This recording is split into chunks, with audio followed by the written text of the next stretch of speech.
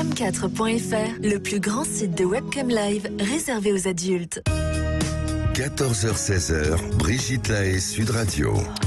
Bonjour à tous, nous sommes ensemble durant ces 2 heures sur Sud Radio et je vous propose aujourd'hui de voir la vie en rose, ou en tout cas en couleur. Et oui, les couleurs ont une influence importante sur nos émotions et évidemment sur notre libido. C'est Jean-Gabriel Causse qui est mon invité, auteur d'un magnifique livre, L'étonnant pouvoir des couleurs. Il va donc nous expliquer quelle est l'influence des couleurs sur notre humeur. Mais si on y réfléchit bien, il existe tellement d'expressions qui nous parlent. Une peur bleue, rouge de colère, blanc comme un linge, des idées noires, et puis j'en oublie certainement beaucoup d'autres. Il semble bien que suivant vos couleurs préférées, eh bien, on pourrait déjà en dire beaucoup sur votre personnalité. Et il est vrai que la couleur de nos vêtements va être révélatrice de notre état d'âme de la journée. Alors, quelle couleur pour une chambre, pour bien faire l'amour? Quelle couleur pour séduire? Et les réponses, c'est tout de suite. Mais je vous invite à venir témoigner et venir nous raconter quelles sont vos couleurs de prédilection. Peut-être que vous avez un moment particulier qui a été marqué par une couleur et que vous avez envie d'en parler avec nous. Et pour ça, bien sûr, c'est le 0826 300 300. Bonjour Jean-Gabriel Causse. Bonjour Brigitte. Alors c'est vrai qu'il est magnifique ce livre et je trouve que ça peut être un très beau cadeau pour les fêtes. Je vous remercie. C'est un grand livre. Hein. Vous aviez sorti déjà un livre il y a 2-3 ans, je crois, sur les couleurs. Hein. En fait, L'étonnant pouvoir des couleurs a été sorti il y a 5 ans, où j'ai vulgarisé toutes les données scientifiques sur les influences des couleurs. Parce qu'en fait, moi, je suis designer au départ. Et donc, je travaillais plutôt sur les tendances couleurs. Et quand les pédopsychiatres Marcel Ruffo et David da Fonseca m'ont demandé de faire les couleurs de leur nouvel hôpital pour enfants de pédopsychiatrie à Marseille, je me suis dit, mais qu'est-ce qu'on met comme couleur dans un hôpital avec des jeunes filles anorexiques? Donc, qu'est-ce qu'on met dans le réfectoire? Qu'est-ce qu'on met comme couleur avec des enfants qui peuvent avoir des tendances suicidaires? Donc, leur chambre, quelle couleur? Et j'avais aucune réponse. Et tous ceux qui travaillaient la couleur étaient comme moi. Là, on sort de la mode, on ne dit pas on va mettre du taupe ou du bleu canard parce que c'est la mode, mais on sait tous que les couleurs ont une influence, mais je savais pas trop. Et j'ai découvert un peu par hasard que les scientifiques avaient énormément travaillé sur le sujet. Et donc, j'ai vulgarisé ces données scientifiques. Ça a donné donc L'étonnant pouvoir des couleurs il y a 5 ans. Et comme ce livre continue à très bien se vendre, mais là, j'ai fait une version illustrée. Donc, pour la première fois, L'étonnant pouvoir des couleurs est en couleur avec les dernières études. Voilà, et on apprend énormément de choses. Alors, j'ai noté comme ça quelques petites anecdotes. Par exemple, si on s'habille en rouge, on est 28% plus sexy. Ah oui. Oui. Par exemple. Mais c'est aussi la couleur des combattants, des gagnants. Alors, le 28% plus sexy. Le bleu, c'est pas...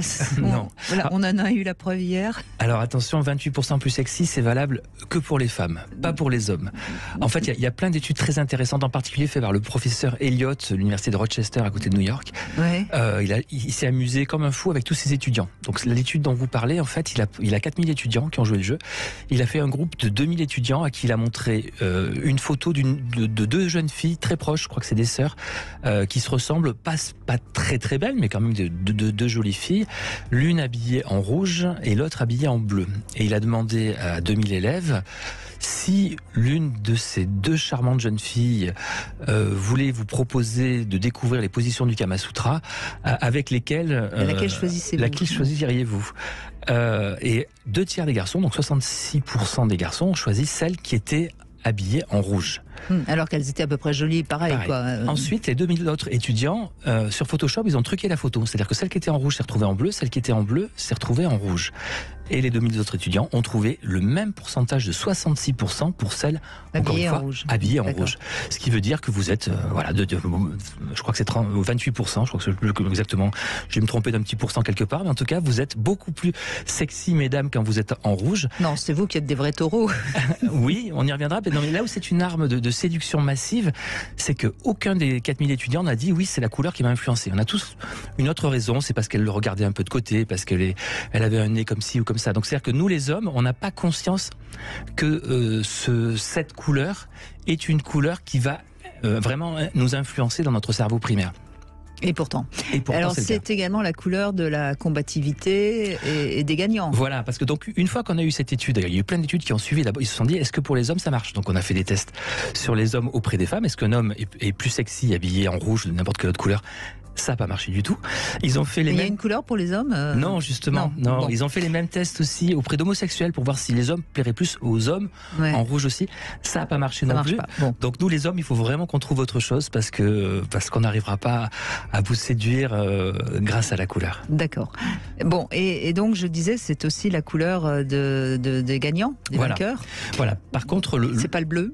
non, c'est pas le bleu. Ben, là, les bleus nous ont donné le blues. On y reviendra, on en parlera. Bleu égale blues. Il y a des choses qui sont encore plus vraies aujourd'hui. On a le blues avec eux.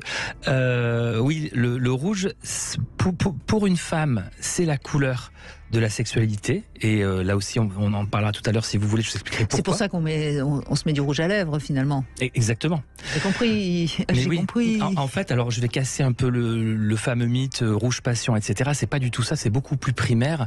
Sachez que, alors c'est moins vrai pour les femmes actuellement, mais il y a encore quelques milliers d'années, notre ancêtre Lucie, par exemple, en période d'ovulation, avait les lèvres labiales et génitales beaucoup plus rouges. Donc, dans notre cerveau primaire de mâle, Comme les singes d'ailleurs. c'est exactement le cas encore aujourd'hui de beaucoup de singes. Donc notre cerveau primaire traduit ça par voici une femelle féconde. Vous voyez, c'est pas très romantique ce que je vous dis là. Mais pourquoi est-ce que vous êtes plus sexy en rouge? Pourquoi vous êtes plus sexy avec du rouge à lèvres ou des ongles rouges? C'est parce que pour nous, inconsciemment, ça nous donne le sentiment que vous êtes en période d'ovulation, tout simplement. Étude intéressante d'ailleurs à ce sujet, les femmes en période d'ovulation ont plus naturellement tendance aussi à mettre du rouge. s'habiller en rouge. D'accord. Absolument. D'accord. Et il y a un autre petit truc qui est sympa sur le sujet, justement, c'est comme une femme est plus sexy, est-ce qu'elle en a conscience? La réponse est oui. Est-ce qu'elle s'en sert? La réponse, là aussi, est oui. Et ça, c'est des Américains qui viennent de faire une belle étude sur les photos de profil des sites de rencontres. Ils se sont dit, ils ont regardé donc les sites de rencontres où les femmes cherchent plutôt le grand frisson et les sites où elles cherchent le grand amour pour la vie, etc. Oui. Donc quand elles cherchent le grand amour, je ne donnerai pas le nom des sites, mais vous les avez tous en tête, elles sont plutôt sur des couleurs pastel, elles sont sur des bleus ciel, elles sont sur des lavandes, elles sont sur des roses clairs, etc. Et par contre, quand elles recherchent à passer une très bonne nuit, le bon amant, là, le rouge est surreprésenté. D'accord, bah donc c'est que intuitivement, on n'est pas si bête. Hein. Intuitivement, vous n'êtes pas si bête. On vous connaît. Exactement. Voilà. En revanche, c'est pas forcément en rouge qu'il faut faire sa chambre. Alors, ça dépend ce que vous cherchez. D'accord. Si on cherche encore une fois une nuit torride, on met du rouge. Alors oui, alors voilà, si vous cherchez une nuit torride, je vous conseille, et je suis pas le seul, le rouge. Il y a une couleur. Oui, mais c'est quand même excitant pour dormir du rouge tout le temps. Oui, mais si vous faites l'amour juste avant de vous coucher, vous dormez bien. C'est pas faux. C'est le meilleur des somnifères, un câlin. Donc de toute façon, voilà. Surtout pour vous. Oui, j'ai du rouge dans ma chambre. D'accord. Mais les magasins Littlewood en Angleterre, c'est une étude qui est sortie dans le Daily Mail, a demandé à 2000 personnes quelle était leur couleur préférée et combien ils avaient de rapports sexuels par semaine. Et le rouge a été battu vraiment sur le fil par le mauve, figurez-vous. Oui, le mauve serait la couleur qui réveille le plus notre libido avant de nous endormir. Oui, et c'est étonnant parce que le mauve, le violet, ça a une couleur un peu comme ça de la spiritualité, etc. Mais aussi de la sexualité. Et c'est intéressant parce que moi j'ai toujours pensé qu'il y avait un lien entre les deux. Et la preuve, puisque cette couleur représente un peu les deux. Peut-être sexualité tantrique ou des choses comme ça. Enfin, ouais, donc alors moi, ce qui m'a surpris, c'est que ce serait le vert, la couleur préférée. Dans une chambre. Non, dans le livre, j'ai vu que c'était le. Ah oui, le Mars Green, oui, vous parlez. Oui, un vert un peu foncé serait la couleur préférée des gens dans le monde. C'est une sorte de turquoise. En fait, c'est une énorme étude mondiale qui a été menée grâce aux réseaux sociaux par un imprimeur. Donc c'est une étude où il y a eu plus de 200 ou 300 000 personnes qui ont été interrogées partout dans le monde sur quelle était leur couleur préférée. Et c'est un vert, un bleu vert. Alors certains le voient plus vert que bleu. C'est un vert assez foncé, un peu. Voilà. Oui. Alors, ça m'a surprise. Bon, en même temps, la nature, elle est verte, c'est très apaisant. Tout ça, je peux le comprendre. Et alors, ce qui me surprend toujours, ça je le savais, mais je l'ai redécouvert dans votre livre, l'étonnant pouvoir des couleurs, c'est le jaune, la couleur la moins aimée. Alors ça, j'ai du mal à comprendre parce que c'est les blés, c'est le soleil, c'est une couleur rayonnante. C'est exactement ça. Et pourtant, c'est aussi la couleur de Judas dans des cocus, le jaune jaune cocu, le rire jaune, etc. Donc c'est une couleur qui a énormément de connotations négatives. C'est, paraît-il, la couleur qui a été choisie volontairement pour l'étoile des Juifs pendant la Deuxième Guerre mondiale, parce que c'était la couleur la moins aimée. Oui, et je crois que ça a été, voilà, pourquoi l'étoile jaune. Alors, c'est pas officiel, enfin, j'ai pas les preuves totales, mais il y a plusieurs personnes qui disent que ça vient du fait que justement, comme c'était une couleur qui n'était pas aimée, on allait la donner aux Juifs pendant la Deuxième Guerre mondiale. Donc voilà, cette couleur n'est pas aimée, ce qui est vraiment très dommage, parce que moi, en décoration, je vous recommande, moi, j'use et j'abuse du jaune, parce que quand vous mettez un mur jaune chez vous, vous avez un soleil permanent. C'est lumineux quand même. C'est très lumineux, ça prend même peut-être plus la lumière que le blanc. Donc c'est une couleur absolument extraordinaire. Je vous conseille de mettre du jaune sur un mur qui prend la lumière naturelle, c'est-à-dire selon l'exposition de vos fenêtres. Quand vous avez des murs qui prennent la lumière du soleil, si vous les peignez en jaune, eh bien, même si dehors le temps est gris, eh bien, vous avez l'impression qu'il y a un grand soleil dehors, puisque ça vous renvoie du jaune. Donc c'est une couleur absolument extraordinaire. C'est une des couleurs qui s'éclaire le mieux le soir, c'est-à-dire que ça nous rappelle les veillées au coin du feu. Donc c'est une couleur absolument formidable dans un salon. C'est une couleur qui s'éclaire très très bien. Donc cette couleur n'a que des qualités et pourtant elle n'est pas très aimée. Et s'habiller en jaune, donc c'est pas forcément une bonne idée alors, parce que si c'est une couleur qui n'est pas aimée, Alors le jaune a été relancé il y a quelques années, nous, parce que je travaille aussi sur les tendances couleurs, et il y a 5-6 ans on a relancé le jaune et ça a plutôt bien marché dans la mode féminine, même en Asie, parce que pourtant les femmes asiatiques a priori se disent que le jaune ne leur va pas bien, et pourtant au Japon on a réussi à lancer le jaune comme une des couleurs tendance. Donc voilà, donc si c'est bien sûr une très très jolie couleur. Moi l'été je trouve que c'est formidable de porter du jaune. Automne-hiver peut-être un jaune un peu plus chaud, des jaunes qui tirent un petit peu vers le rouille aussi, enfin, qui nous rappellent un peu les feuilles mortes. Voilà, mais je trouve que c'est une couleur absolument magnifique. Eh bien on va jouer avec les couleurs durant ces 2 heures. Vous allez nous raconter quelle est votre couleur préférée, et puis Jean-Gabriel Cos nous en dira un peu plus sur vous, puisque nos couleurs préférées finalement sont très révélatrices de notre caractère, de notre manière de voir la vie, non ? Oui, et la question qu'il faut se poser sur ces couleurs préférées, est-ce que c'est une couleur tendance? En gros, est-ce que c'est notre environnement vraiment qui nous conditionne? C'est-à-dire que si on nous dit, prenons le jaune, que le jaune devient la couleur à la mode, est-ce que des gens vont se dire, moi j'aime le jaune parce que c'est la couleur à la mode? Ou est-ce que c'est beaucoup plus profond? Et je trouve que c'est beaucoup plus intéressant quand on ne sait pas s'expliquer pourquoi on aime cette couleur. Là, j'ai encore eu quelqu'un là qui me disait, moi ma couleur préférée c'est le bleu acier de la mer en tempête. Et en fait, en creusant un petit peu, c'est parce qu'il adore être en mer. Et quand il est en mer et qu'il y a une mer un petit peu déchaînée, et qu'il trouve que c'est la plus belle des couleurs qui soit. Donc je pense qu'on a tous un passé, enfin nos couleurs préférées viennent de notre passé, mais on n'est pas toujours capable de se l'expliquer. D'accord. Eh bien on va essayer de l'expliquer tous ensemble au 0826 300 300. Aujourd'hui encore, on aura le plaisir de jouer à notre grand jeu avec les cadeaux qui sont au pied du grand sapin de Noël. Donc restez bien à l'écoute. Et puis dans un instant, c'est Juliane qui nous a appelé sur Sud Radio. 14h-16h, Brigitte Lahaie, Sud Radio. Et nous voyons tout en couleur aujourd'hui grâce à Jean-Gabriel Cos qui est avec nous. Vous êtes écrivain, designer et surtout spécialiste de la couleur. Vous venez de ressortir ce livre, L'étonnant pouvoir des couleurs, aux éditions Flammarion. C'est un joli livre, c'est un grand livre à offrir éventuellement pour les fêtes. Juliane est avec nous. Bonjour Juliane. Brigitte, bonjour Jean-Gabriel. Bonjour Juliane. Donc vous aimez porter de la lingerie rouge et noire. Oula. Alors oui, moi je ne suis pas très originale, je vous avoue. Tout le monde ne porte pas de la lingerie rouge et noire. Là, on est dans le sexy pur et dur, non, Jean-Gabriel? C'est, je pense, la plus belle couleur de lingerie qui soit, le rouge et noir. Bon, il y a Stendhal, bien sûr. Donc il y a des bonnes bases au départ. C'est Jeanne Masse aussi. Non, mais rouge et noir, c'est les deux plus belles couleurs pour moi en lingerie. Enfin, il y a pas photo. Alors le rouge, ça vous rend plus chaleureuse dans tous les sens du terme. De toute façon, pour quelqu'un qui vous voit habillé en rouge, c'est formidable. Parce que c'est physiquement une réalité. Et d'ailleurs, c'est un conseil qu'on donne aux femmes qui sont timides. À leur premier rendez-vous, il se passera pas forcément quelque chose. Le fait de porter de la lingerie rouge, ça vous permet aussi de vaincre un petit peu votre timidité. Donc la lingerie rouge n'a absolument, même si on la montre pas à son partenaire tout de suite, n'a absolument que des qualités. Donc c'est une formidable couleur de lingerie. Et le noir, il y a du mystère, ça marche toujours aussi, bien sûr. Oui, en fait, moi, mais vous portez du rouge et du noir, c'est-à-dire de la lingerie rouge et noire, ou vous portez du rouge ou du noir? Bien sûr, ça alterne. Non, moi, j'aime bien les couleurs unies. Alors évidemment, si c'est quelque chose de très travaillé, avec beaucoup de dentelle, oui, j'aime bien le mélange. Mais c'est vrai que déjà pour rien que pour moi, j'aime ce que ma peau, comme ma peau prend la couleur. Je sais pas si je m'explique bien, mais je suis très brune, j'ai la peau assez bronzée, je suis d'origine sicilienne, et donc du coup forcément le rouge sur ma peau un peu doré, j'aime. Du coup, je me sens encore plus confiante parce que vraiment cette couleur me va vraiment très bien. Et puis du coup, si je me sens évidemment très confiante avec cette lingerie, je serai d'autant plus avec un partenaire. Absolument. Et puis le noir, évidemment, je trouve que c'est voilà, j'imagine mal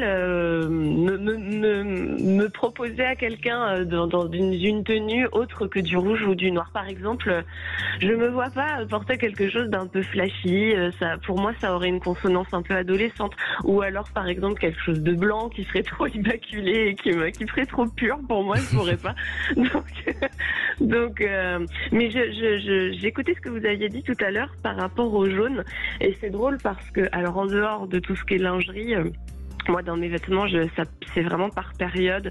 J'aime bien le bleu, parfois j'aime bien le vert, j'aime bien. Voilà, c'est vraiment par période. Et en ce moment, effectivement, j'adore ce jaune un peu ocre, un peu rouillé, un peu. Je trouve que c'est magnifique, même le camel. Je suis beaucoup sur cette période-là. Je sais pas, j'aime cette profondeur de couleur. Et vous avez donné quelques détails tout à l'heure sur les consonances négatives de cette couleur qu'il y a pu y avoir, vous en avez parlé, et c'est étrange parce que moi j'ai jamais pensé à ça. Je trouve vraiment ce jaune ocre là, ce jaune est tellement lumineux, qui apporte tellement d'oxygène, voilà. Tout à fait, vous avez raison, et c'est vraiment une des couleurs que nous on lance parce qu'on trouve surtout en automne. C'est-à-dire pour nous c'est des couleurs automnales qui sont absolument indispensables et incontournables. Donc nous dans le textile on pousse beaucoup ces couleurs effectivement dans les ocres jaunes. Il y a des couleurs extraordinaires, et puis là aussi vous avez le ciel peut être gris. Si vous êtes habillé comme ça, c'est vous le soleil. Voilà, tout ça. Oui, c'est une manière aussi de se sentir bien, j'imagine. Vous avez l'air de pas trop savoir pourquoi, mais ça vous met en joie de porter cette couleur. En tout cas, on l'entend dans ce que vous dites. Oui, tout à fait. Et puis, vous savez, pendant longtemps, je portais pas beaucoup de couleurs. J'étais beaucoup en noir, du bleu marine très foncé, alors que je suis quelqu'un de très très coloré en réalité. Et en fait, à partir du moment où j'ai commencé à porter sur moi ce que je suis à l'intérieur, ça a vraiment changé. Et maintenant, je me vois pas ne pas porter de couleur, c'est pas possible. Il faut toujours que j'ai de la couleur. Alors en termes de, j'entendais ce que vous disiez sur le maquillage tout à l'heure. Je vous avoue que là encore, je ne suis pas très originale. Pour moi, le rouge aux lèvres, c'est juste le basique, mais qui la touche moi, finale obligatoire. Mais oui, j'arrive pas à passer à du pourpre. Et d'ailleurs, c'est rigolo parce que pendant la période où on était tous obligés de porter du masque, les masques, il paraît que la vente de rouge à lèvres n'a pas baissé. Ah bon? Et ça m'avait surprise parce que je m'étais dit mais c'est quand même incroyable, c'est-à-dire que les femmes, malgré le masque, en dessous mettent quand même du rouge à lèvres. Ah, c'est intéressant. Oui, ça m'avait amusé. Mais ce qui est intéressant dans votre témoignage, Juliane, on voit que maintenant que vous êtes plus en paix avec vous-même et que vous assumez votre personnalité qui est assez flamboyante, on va le dire, eh ben vous acceptez de porter de la couleur. Et donc j'ai lu dans votre livre, Jean-Gabriel Cos, que c'est le gris, la couleur la plus passe-muraille. Oui, en fait. Oh bah désolé Flore chérie, vous êtes rentrée, vous êtes habillée en gris. En fait, le gris, c'est la couleur qui dit foutez-moi la paix. Je veux être la plus discrète possible. Et quand on regarde en neurosciences, quand vous regardez un aplat de couleurs, quelle que soit la couleur, elle active des zones différentes. Quand vous regardez du gris, ça active quasiment rien. Mais c'est vraiment la couleur qui ne procure aucune émotion, mais parfois on a envie de procurer aucune émotion. Mais pourquoi? Parce qu'on parle des cheveux gris, enfin je sais pas, j'essaye de trouver une... Je sais pas. Déjà les cheveux gris, il faut savoir que ça n'existe pas. Il n'y a que des cheveux blancs ou noirs. C'est-à-dire que moi qui ai les cheveux d'apparence grise. En fait, j'ai pas un seul cheveu gris, j'ai que des cheveux blancs et quelques petits cheveux qui sont encore restés bruns, qui fait que l'ensemble paraît poivre et sel, plutôt sel que poivre d'ailleurs maintenant. Mais voilà, le cheveu gris n'existe pas. C'est une parenthèse. Donc voilà, le gris, c'est la couleur pour passer inaperçu. Et des fois, on n'a pas forcément, quand on travaille, on n'a pas forcément envie qu'on remarque forcément nos vêtements. En vacances, on met beaucoup moins de gris d'ailleurs, parce qu'en vacances, on est beaucoup plus libéré, on s'assume plus. Mais voilà, quand on veut être discret, on met du gris. Quand on veut être un peu moins discret, comme notre auditrice, on met de la lingerie rouge. Et d'ailleurs, je crois qu'en Italie, il y a une tradition, je crois, pour Noël ou pour le Nouvel An, de mettre de la lingerie rouge. Je crois, il n'y a pas une histoire comme ça en Italie? Alors là, je ne sais pas. Ça doit couler dans mes veines peut-être, mais je ne sais pas. Ça doit être ça, Juliane.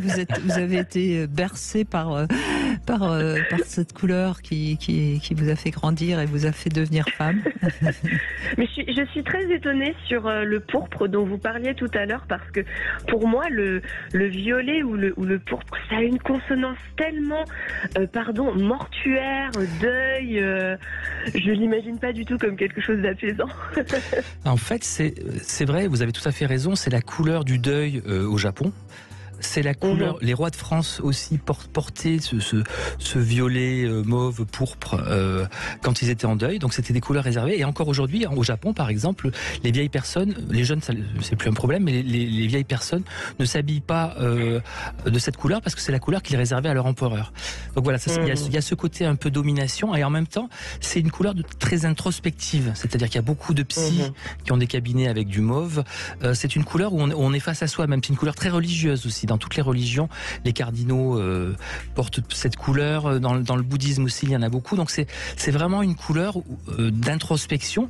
Et l'introspection peut se faire à deux, par la sexualité également. C'est aussi voilà pourquoi cette couleur, je pense, plaît à beaucoup de monde. Essayez, Juliane, vous essayez d'acheter quelque chose, des sous-vêtements mauves ou violets, et puis vous nous rappelez, vous nous direz si ça fonctionne ou si ça fonctionne pas. D'accord ? Très bien, pourquoi pas.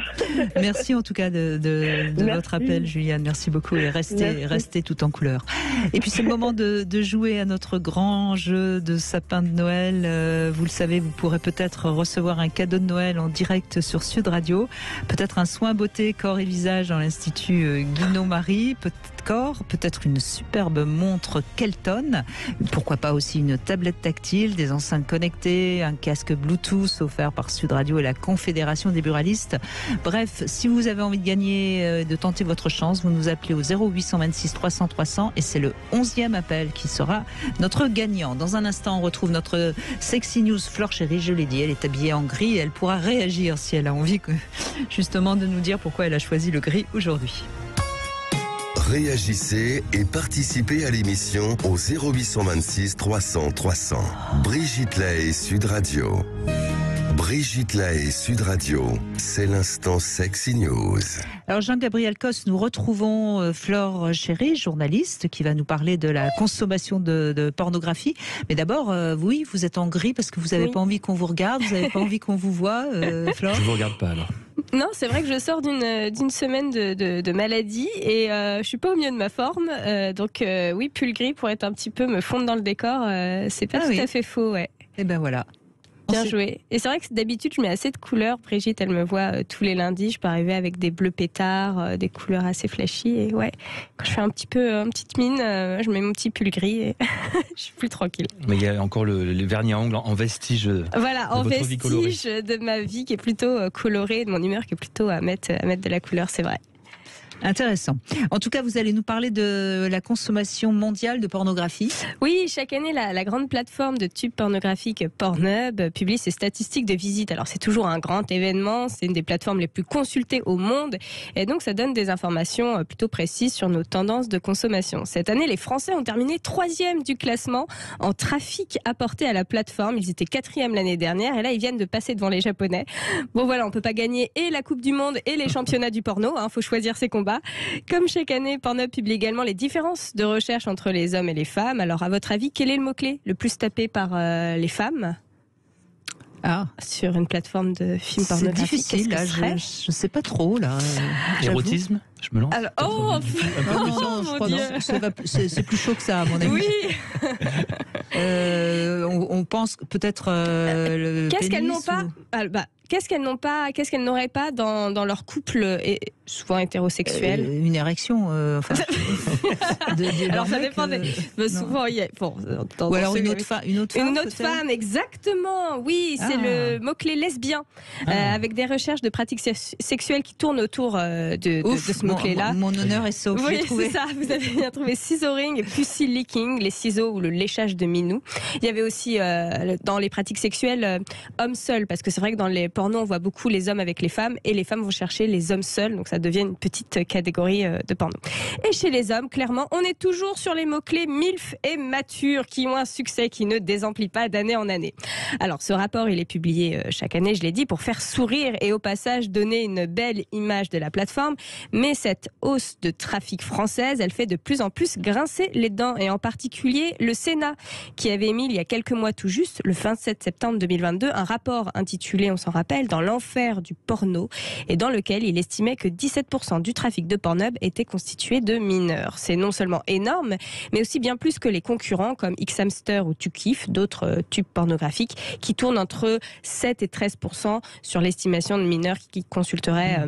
Mais quand on parle de mineurs, c'est des moins de 18 ans? C'est les moins de 18. Oui. Mais il faudrait savoir, enfin moi ce qui me paraît très intéressant, c'est de faire les moins de 15 ans, parce bien que sûr. Entre 15 ans et 18 ans, c'est évident qu'il y a énormément de... Nous sommes d'accord.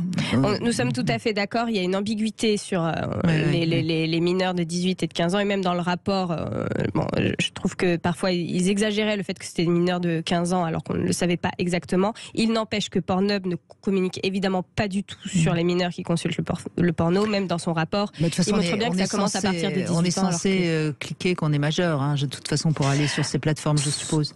Oui, ça s'appelle l'opt-in, le disclaimer, l'opt-in de consentement, qui n'est aujourd'hui pas légal, c'est-à-dire pas suffisant. Oui. Voilà. Et donc c'est le point, mon point, c'est que Pornhub ne respecte toujours pas aujourd'hui la loi passée en 2020 qui contraint de vérifier l'âge du spectateur avant de pouvoir regarder une vidéo. L'Arcom, l'autorité publique française de régulation de la communication audiovisuelle et numérique, avance toujours pour trouver des solutions et contraindre ce site en particulier à respecter la loi française. Sachez qu'en attendant, le gouvernement a mis plusieurs solutions à votre disposition, notamment l'année dernière, cette plateforme jeprotegemonenfant.gouv.fr qui est assez bien faite et qui permet de lutter non seulement contre l'accès aux sites pornographiques, mais aussi limiter le temps passé sur les réseaux sociaux ou encore avoir des outils contre le cyberharcèlement. Oui, ça c'est formidable, il faut le rappeler, en effet. Bon, il n'y a pas de quoi être fier d'être troisième à regarder de la pornographie, mais je pense que si on veut avancer aussi, c'est toujours pareil, il y a un peu plus d'éducation à la sexualité et peut-être un peu plus de films érotiques, puisque vous parliez d'érotisme, Jean-Gabriel Cos, pour lutter un peu contre cette pornographie qui coupe l'imaginaire, qui coupe, qui est pas du tout à l'image de ce qu'est la sexualité entre adultes, quoi. Oui, alors Pornhub, c'est vrai qu'ils sont très mitigés. Bon, là, je critique le fait qu'il soit très accessible pour des mineurs, ce qui est vrai, et en même temps, Pornhub rajeunit et aussi extrêmement proche des jeunes. Par exemple, ils proposent à des créateurs de contenu de pouvoir créer leur propre porno. Souvent, ils vont mettre des costumes de cosplay, ils vont s'inspirer de dessins animés ou de séries qu'ils sont en train de regarder, etc., etc. Enfin, c'est des jeunes qui ont entre 20 et 30 ans qui produisent du porno. Donc, et ils produisent aussi des pornos qui sont assez créatifs, comme les jerk-off instruction, les instructions de masturbation ou de l'ASMR. Ça, on l'a vu vraiment émerger principalement sur la plateforme Pornhub.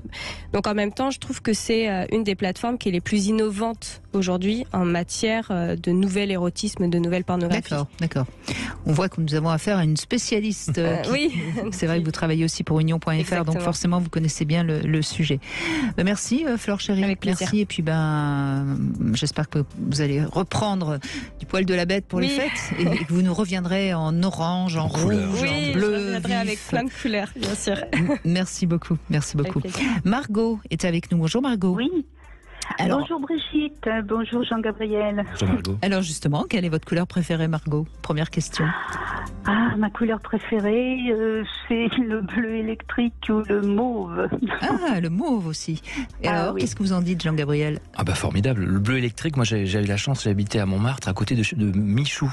rappelez de Michou Oui, bien sûr, toujours en bleu était électrique. en bleu électrique du matin au soir et qui avait toujours le sourire. C'est-à-dire que je l'ai croisé, chaque fois que je croisais Michou, il avait vraiment un grand sourire. Donc je me dis que vous devez avoir, d'ailleurs vous avez le sourire, ça s'entend à l'antenne, donc je pense que vous avez le sourire. Donc je crois, j'imagine que c'est une couleur qui donne le sourire.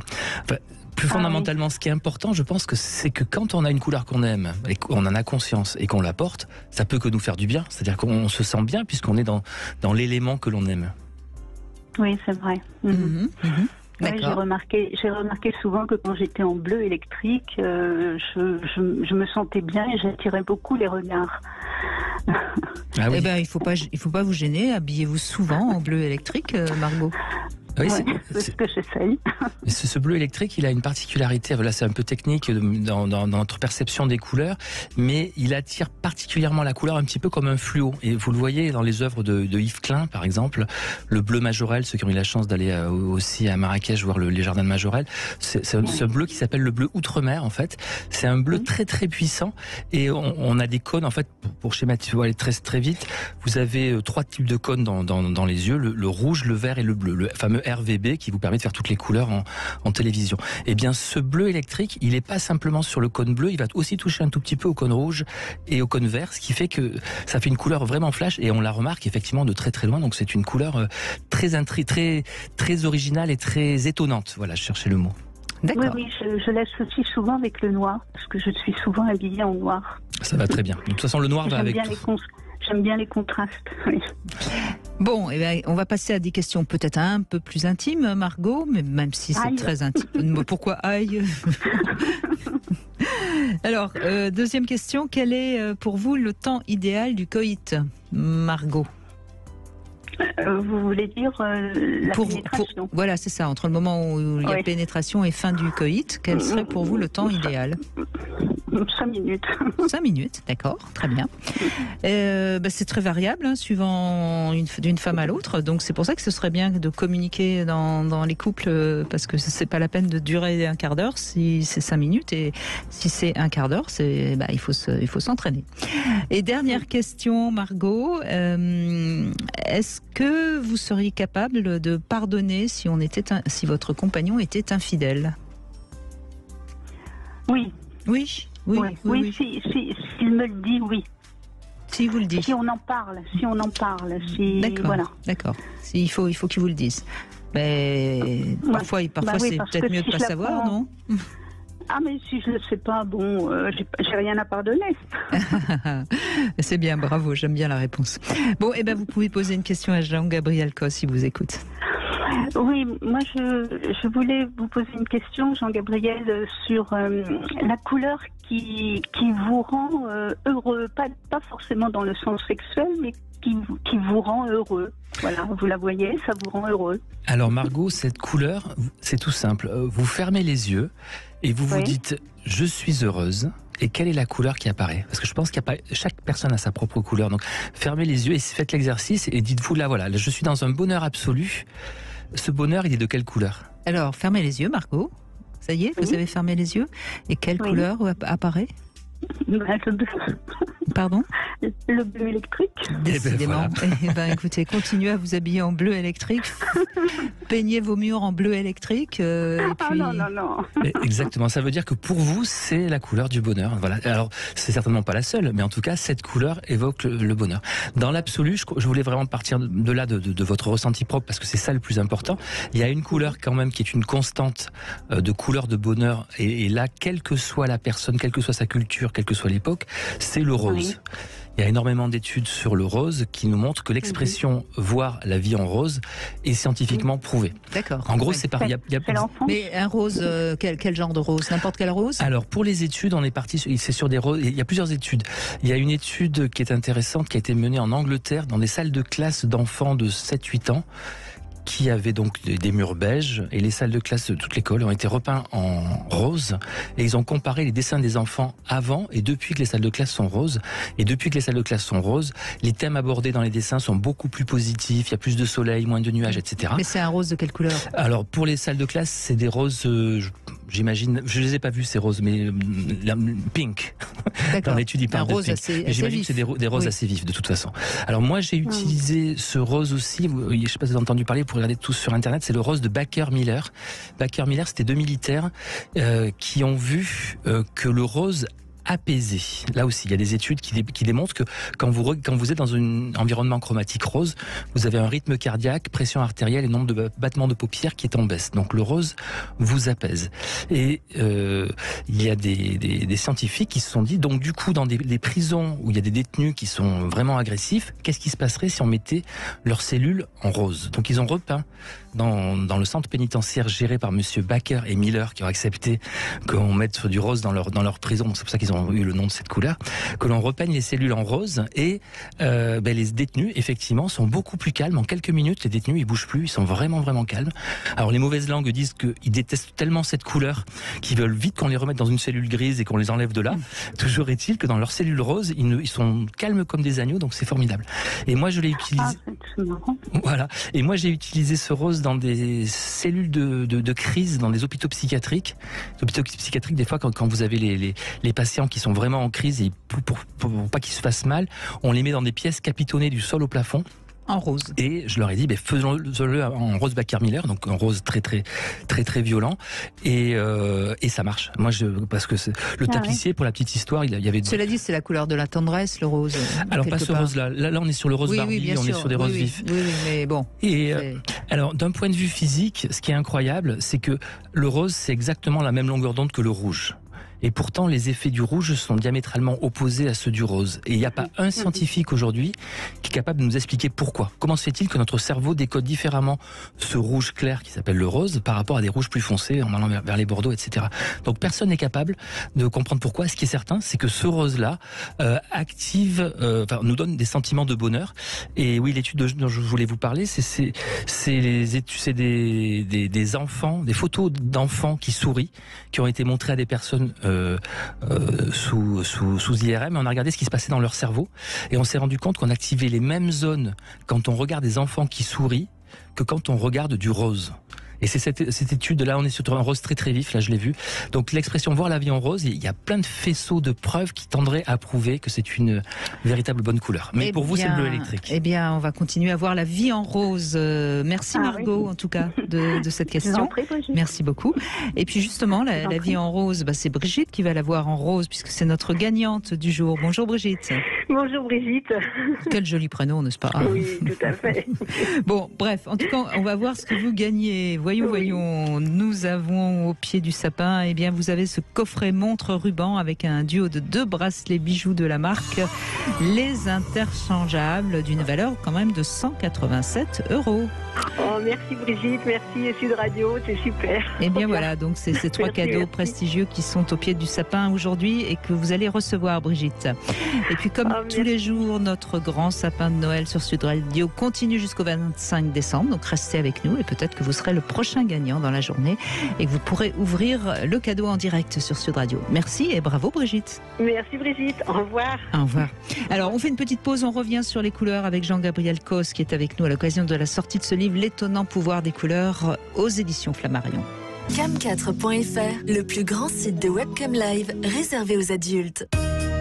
14h-16h, Brigitte Lahaie, Sud Radio. On est toujours avec Jean-Gabriel Cos et nous évoquons les couleurs justement. Et c'est Marie qui nous rejoint pour évoquer vos couleurs. Marie, bonjour. Bonjour Brigitte, bonjour Jean-Gabriel. Bonjour Marie. Moi je pense que je ne fais pas partie de la majorité des gens. Non. Parce que moi par exemple j'aime pas trop le violet. Enfin j'aime pas du tout sur moi. Mais c'est pas une couleur très aimée, le violet, Marie. Je crois pas, en tout cas. Moi, je l'aime beaucoup, mais je pense pas que ce soit une couleur. D'ailleurs, c'est une couleur qu'on voit pas beaucoup. Non. Trouver des vêtements violets, il faut un peu fouiner. Je sais pas. Je dois avoir 2 amies. Alors elles doivent avoir le chic parce qu'elles mettent à peu près que du violet tout le temps. Ah ben. Donc ouais. Et c'est des très bonnes amies, mais pour moi, en fait, je suis pas du tout attirée par cette couleur-là. Et moi, ma couleur préférée, c'est le turquoise. J'adore cette couleur.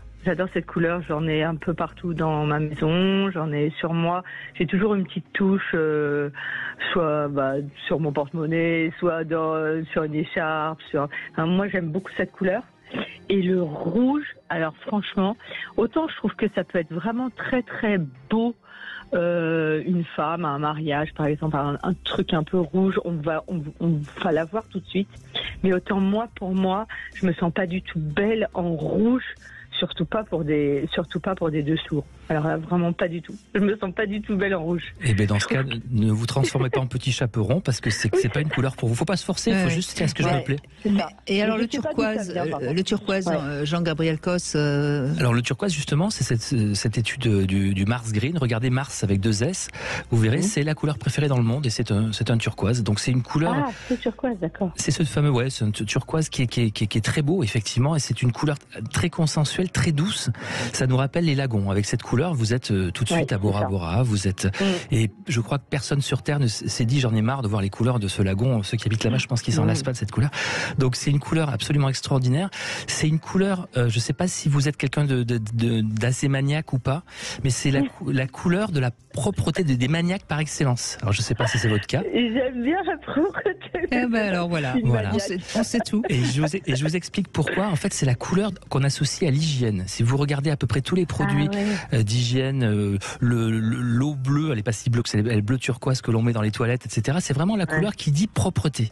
Et dans les toilettes publiques, par exemple, moi j'en ai fait plusieurs. Je cherche pas à comprendre, je les mets turquoise parce que quand des toilettes publiques sont turquoises, elles paraissent propres, même si c'est pas forcément toujours le cas. En tout cas, c'est la couleur où ça paraît le plus propre. Et c'est quand même sympa de se dire que ça paraît propre. Donc voilà, c'est la couleur de l'hygiène par excellence. Donc c'est pas très sexy et pas très romantique. Non, excusez-moi, on n'est pas sur le. Là, je suis pas sur les dessous. Là, je pars dans la couleur. D'accord. Mais des dessous turquoise, c'est pas évident à trouver non plus. C'est pas une couleur. Non, c'est pas du tout évident. Mais j'en ai. Vous en avez trouvé. Très bien. Et donc le rouge, peut-être que vous n'avez pas envie non plus d'être trop sexy, puisqu'on a dit que c'était la couleur sexy par excellence. Donc Marie, vous avez peut-être pas très envie d'être sexy. En fait, pour tout vous dire, je pense qu'on peut être sexy sans porter du rouge. Voilà. Ah, bien sûr. Et que en fait, je pense que ça passe. Enfin, moi, je vous parle que de moi. Ça passe plus par autre chose que par la couleur, en fait.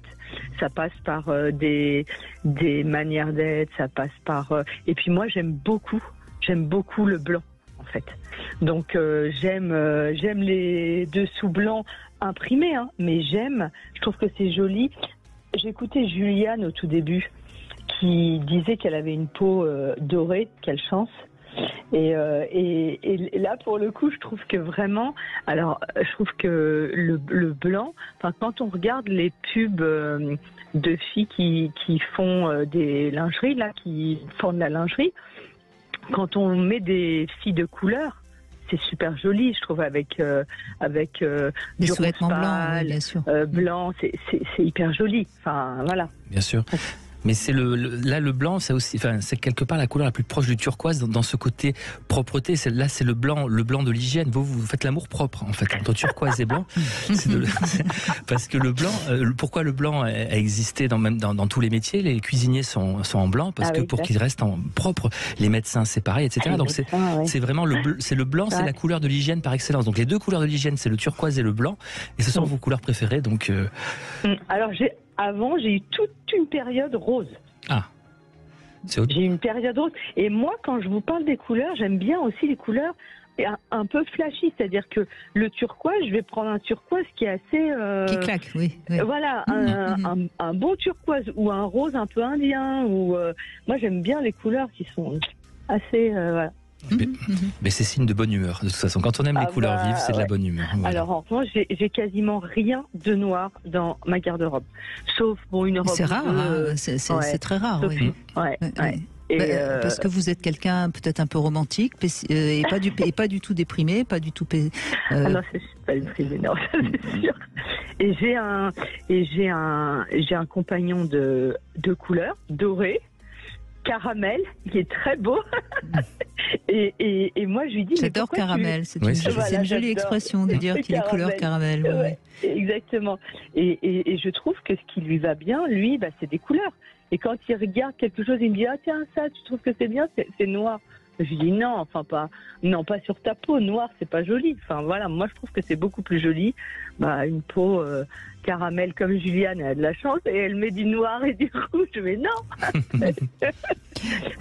C'est intéressant parce qu'on voit bien qu'on a tous nos couleurs et ça parle de nous, de toute façon, évidemment.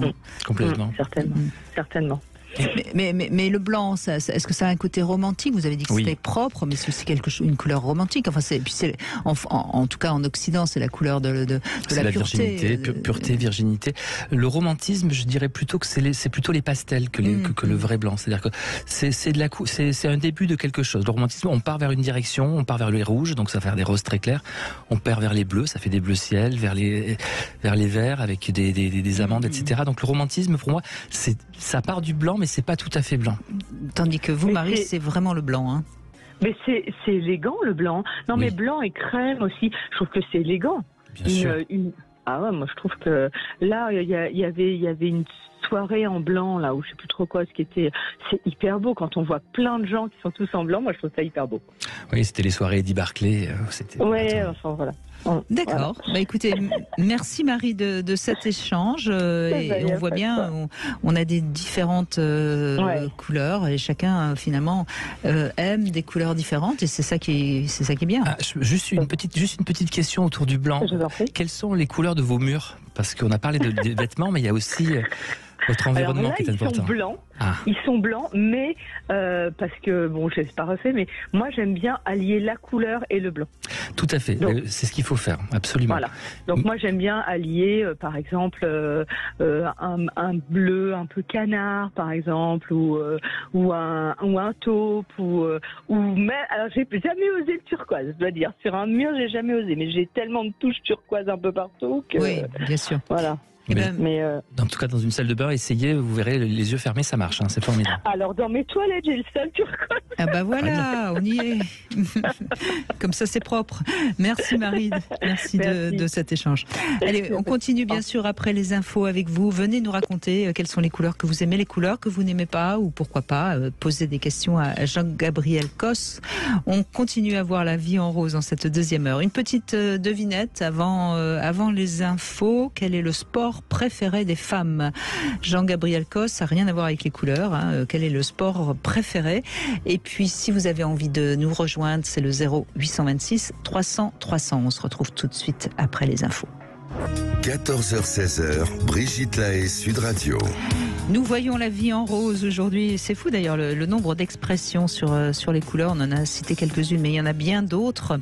Jean-Gabriel Cos est avec nous. Vous êtes spécialiste de la couleur et vous avez ressorti L'étonnant pouvoir des couleurs aux éditions Flammarion. C'est un grand livre magnifique. Merci. Où on apprend énormément de choses sur les couleurs. On en a déjà dit beaucoup, puis on va continuer à en dire beaucoup. D'abord, je voudrais la réponse à ma devinette. Quel est le sport préféré des femmes? Une idée? J'allais dire le sport en chambre, mais comme c'est trop évident, je suis sûr que c'est pas ça. C'est pas ça, c'est le ski nautique. Parce qu'en fait, le ski nautique, elle le pratique les cuisses écartées, elle se mouille le slip tout en se faisant tirer par une vedette. C'est quand même... c'est mieux. C'est pas mal quand même, le ski nautique pour les femmes. Alors, j'ai découvert aussi dans votre livre un truc que j'ai trouvé intéressant. La couleur influence notre odorat. Oui, c'est incroyable ça. Ah oui, c'est incroyable ça.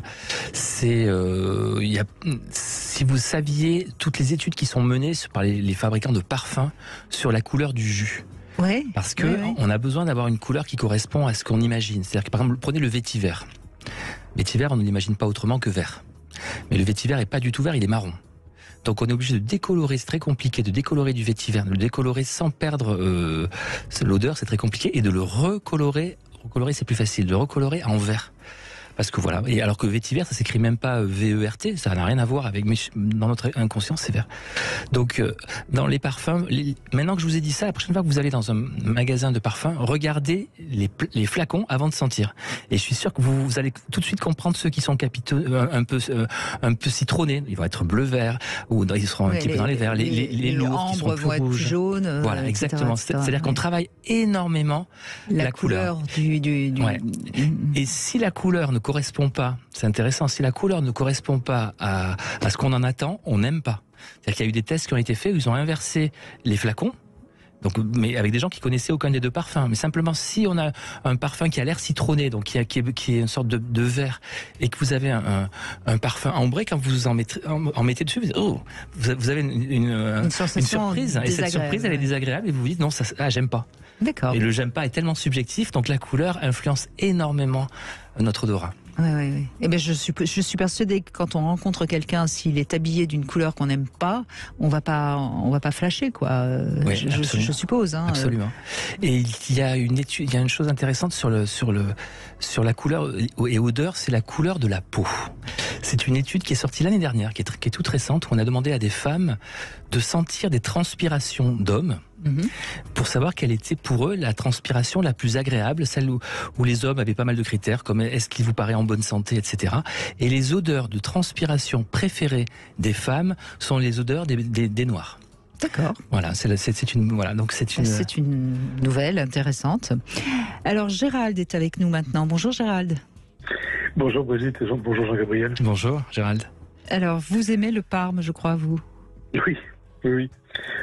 En effet, c'est ma couleur préférée. Alors c'est une variante du rose en définitive. Hein. C'est un rose pastel, si je me trompe pas. Donc c'est un rose qui tire un tout petit peu sur le mauve quand même, non? Oui, il y a un petit peu de bleu quand même dedans. C'est ça. Partons du jambon et on n'est pas très loin après. Oui, je suis un grand gourmand, donc ça doit être lié. Et donc, c'est une couleur dont je partage le goût avec mon épouse et on s'est mariés en décorant la chapelle dans laquelle on est. Vous êtes mariés? On s'est mariés en Parme, voilà. Ouais. Et elle avait du Parme sur sa robe aussi. Ah ben c'est très beau. Il y a un côté très festif aussi dans cette couleur. Hein. C'est quelque chose oui, on est dans la fête. Alors c'est plus souvent c'est la fête religieuse. Ceci dit, un mariage c'est une fête religieuse, donc c'est tout à fait raccord. C'est une très bonne couleur. De toute façon, toutes les couleurs sont bonnes, surtout quand elles sont appréciées par les deux époux. De toute façon. Oui, c'est ça. Et puis d'un autre côté, j'aime beaucoup quand elle s'habille en noir. Je crois que ça va aussi avec le Parme, parce que ce que j'aime quand elle s'habille en noir, qu'elle met une robe noire par exemple, c'est que c'est l'élégance. Oui. Voilà, c'est une des premières choses que je dirais. Et puis j'ai aussi, alors là on est plus du côté du fantasme. J'adore quand elle se met du rouge à lèvres très rouge. Et parce que voilà, ça me rappelle la bouche de Marilyn Monroe, Kim Basinger, Scarlett Johansson pour les plus jeunes. Cette bouche très charnue, etc., comme elle a une très belle bouche. Oui, et comme on disait en début d'émission, inconsciemment, votre femme à ce moment-là est en période d'ovulation. J'avais un peu cassé le mythe, je ne sais pas si vous avez entendu le début de l'émission, mais sur ces lèvres rouges, en fait, c'est inconsciemment, dans l'inconscient des hommes, on se dit, voilà, une femme en période d'ovulation, donc on est encore plus attiré par elle parce que notre inconscient veut faire perdurer l'espèce. Voilà, tout simplement. C'est l'instinct de survie. D'accord. Oui, mais de toute façon, le rouge à lèvres, ça fait depuis le temps que ça dure. Depuis toujours. Mais enfin, est-ce que c'est pas quand même assez récent, parce que dans mon souvenir, c'est la fin. Le début du XXe siècle, c'est Guerlain, je crois, qui invente le stick de rouge à lèvres. Le rouge à lèvres, moi, en 1770, sachez que le Parlement britannique a voté une loi qui interdisait le rouge à lèvres. Les femmes reconnues coupables d'avoir utilisé des moyens cosmétiques pour séduire les hommes dans le but de se faire épouser pouvaient être jugées pour sorcellerie. Exactement. Oui, donc c'est pas récent, le rouge à lèvres. Donc il était interdit par le Parlement britannique. Mais peut-être qu'en effet, c'est à cette époque-là dont parle Gérald qu'il a été réhabilité. Peut-être qu'il y a eu une époque où il fallait pas mettre de rouge à lèvres, sinon on était plutôt une pute. Enfin, je sais pas. Il a été interdit par le régime nazi, hein, donc c'est une couleur qui est subversive. Et je me demande d'ailleurs si ça n'a pas un petit rapport avec une fantasme aussi. L'idée de ce rouge très rouge, un rouge d'émancipation, un rouge de féminité affirmée. Est-ce que ça joue pas aussi dans mon excitation, hein, parce qu'il faut dire les choses. Bien sûr, mais c'est la même chose. En fait, quand on parle de séduction, la frontière entre séduction et manipulation n'est pas très loin de toute façon. Est-ce que manipuler c'est séduire ou est-ce que séduire c'est manipuler? C'est un vieux débat, et donc on sait qu'une femme avec du rouge à lèvres est beaucoup plus attirante pour nous les hommes. Donc est-ce que c'est de la séduction, je crois, ou est-ce que c'est de la manipulation, ce que croient certains prudes ou ceux qui veulent pas que les femmes entrent dans ce jeu? Oui, c'est ça. Et alors, est-ce que c'est les blondes ou les brunes qui sont plus séduisantes pour les hommes? Vous avez fait une étude, j'imagine, de ça? C'est pas moi. Je n'ai que vulgarisé des études. Et oui, il y a beaucoup d'études intéressantes sur les blondes. Alors, sachez que les blondes sont considérées comme beaucoup plus sexy que les brunes. Ah oui. Dans l'absolu, oui. Il y a eu pas mal d'études sur le sujet. Notamment, ce sont les magazines FHM où on a regardé Vogue, FHM Vogue et Playboy. Voilà, où on a regardé toutes les couvertures depuis les années 50 pour voir aux États-Unis combien de fois les couvertures étaient prises par des femmes blondes. Et on est à plus de 40% de blondes en couverture, alors que les blondes aux États-Unis ne représentent que 10 ou 12% des Américaines. Donc de toute façon, une femme sexy est plus souvent blonde que brune. Mais d'ailleurs, il y a plus de femmes qui vont aller vers le blond que vers le brun. Oui. Et alors, par contre, ce qui est très très très intéressant sur les blondes, c'est que les blondes, malheureusement, ne sont pas considérées comme aussi performantes que les brunes professionnellement. C'est-à-dire que les blagues sur les blondes, qui sont terribles, s'appuient sur un a priori, et qui n'est pas forcément masculin, qui est aussi féminin, et je vais aller même plus loin, qui est un a priori que peuvent avoir même les blondes entre elles. C'est-à-dire que, et ça, c'est des études qui ont été faites par des DRH sur des CV de femmes, où la même femme avec une photo, elle était en blonde, en brune et en rousse, jugée par des DRH. Et la même femme, le même CV d'une femme en blonde est jugée comme moins compétente. La même femme est moins compétente en blonde qu'en... Et la rousse? Et la rousse est très compétente. La rousse est peut-être même la plus compétente des trois. C'est normal, il y a un dictionnaire. Exactement. Et dans le milieu professionnel, donc, c'est très intéressant, c'est-à-dire que les blondes sont moins considérées. Dans la City à Londres, elles sont plus superficielles, c'est ça? Elles sont considérées comme, elles sont surreprésentées dans les métiers de présentation, les hôtesses, etc. Mais dans les métiers où on ne recherche que de l'intellect pur, et là je pense aux traders à New York, les blondes sont sous-représentées, elles sont moins de 2%. C'était il y a 3-4 ans, ils ont fait une enquête, il y a que 2% de blondes, alors qu'elles sont là aussi une dizaine de pourcents en Angleterre. Donc ça veut dire quoi? Ça veut dire que quand vous croisez professionnellement une blonde, eh bien sachez qu'elle est ultra compétente, parce qu'elle a dû lutter contre des a priori, et une femme blonde qui arrive à un haut niveau, elle le doit vraiment à son mérite, parce que elle part pas forcément gagnante. N'est-ce pas? Quelle est la couleur des cheveux de votre femme, Gérald? C'est une brune. Une brune, voilà. C'est marrant, c'est amusant parce que je vous ai cité comme exemple 3 blondes tout à l'heure, Marilyn Monroe, Kim Basinger, Scarlett Johansson, et pour autant j'ai moi une petite préférence pour les brunes, mais bon après ça reste... Alors, vous n'êtes pas le seul. Sachez que les blondes sont plus sexy, mais par contre, c'est les brunes qu'on épouse. Et les blondes aussi, sachez, c'est une étude française qui est un chercheur breton. Parce que ce sont des meilleures mères, les brunes. La Vierge Marie était brune. Hein. Oui, je sais pas. Les blondes, en Bretagne, il y a une étude, il y a cette étude marrante sur les blondes où on s'arrête 2 fois plus souvent pour prendre en stop quand elles sont en stop. Une blonde se fait prendre 2 fois plus souvent en stop. Et par les femmes aussi. Il n'y a pas que les hommes qui s'arrêtent plus. Les femmes s'arrêtent plus. Et c'est un chercheur breton qui a pris sa retraite, qui travaillait beaucoup sur les influences des couleurs, qui lui s'est amusé en boîte de nuit en Bretagne avec, je sais pas, une de ses élèves, à voir si son élève était plus sexy ou pas selon la couleur de ses cheveux. Donc elle s'est baladée en boîte de nuit, tantôt en blonde, en brune ou en rousse, et lui, tel un mari jaloux, il épiait pour compter combien de personnes la regardaient. Donc elle traversait la piste très régulièrement, et à chaque fois, lui, il notait combien de personnes avaient tourné le regard pour la regarder passer. Et alors elle devait être très très jolie, parce que ce soit en blond ou en brune ou en rousse, il y avait une trentaine de garçons à chaque fois qui la regardaient, mais elle était 2 ou 3 fois plus regardée quand elle était avec une perruque blonde qu'avec une perruque brune, et moins regardée avec une perruque rousse. Oui, donc voilà. Ça me surprend pas. Eh ben merci Gérald, en tout cas, de cet échange. Merci à vous, c'est intéressant, c'est rigolo. C'est une émission très intéressante. Merci, et merci à Jean-Gabriel Cos, parce que c'est lui qui nous apporte toutes ces infos. On fait une petite pause, et puis vous aussi, venez nous raconter ou poser des questions à Jean-Gabriel, si vous avez envie de mieux comprendre pourquoi vous aimez telle couleur ou telle autre, ou pourquoi vous n'aimez pas telle couleur, qui sait. 14h-16h, Brigitte Lahaie, Sud Radio. Les couleurs, quelles sont vos couleurs préférées? Quelles sont les couleurs que vous n'aimez pas? Nous en parlons avec Jean-Gabriel Cos qui est avec nous. Et je rappelle ce joli livre où on apprend plein de choses, L'étonnant pouvoir des couleurs, aux éditions Flammarion. Alors Nicolas, vous aimez le rouge, vous foncez comme un taureau quand vous voyez quelqu'un habillé en rouge. Bonjour Nicolas. Bonjour Brigitte, bonjour Jean-Gab. Bonjour. Ben oui, en effet, je l'avoue, parce que voilà, c'est vrai, j'aime le rouge énormément. Oui, je fonce comme un taureau. Hein. Et vous en portez, vous, du rouge ? Oui, ça m'arrive devant un match Toulon-Toulouse, forcément. Ah oui. Principalement. Non, en rugby, bon, blague à part. Mais oui, il m'arrive souvent de porter du rouge, c'est vrai, oui. Bon, moi j'ai regretté que hier l'équipe de France n'ait pas eu des chaussettes rouges parce qu'effectivement le rouge c'est la couleur des fonceurs et des gagnants. Je sais pas si vous savez, des scientifiques ont compilé tous les matchs de lutte gréco-romaine depuis le début des Jeux Olympiques modernes et on s'est rendu compte que les lutteurs habillés en rouge gagnaient 2 fois sur 3. Donc, alors que le maillot est tiré au sort, et on a eu la même chose en taekwondo, et on a eu le même type de résultat dans le foot anglais, où les 3 clubs qui portent un maillot rouge, que sont Manchester, Liverpool et Arsenal, ont gagné 50 fois sur 80, je crois, depuis la Deuxième Guerre mondiale, une chose comme ça. Donc, porter un maillot rouge, ça peut être un petit plus qui peut nous faire gagner. Donc, vous êtes un gagnant avec ce rouge.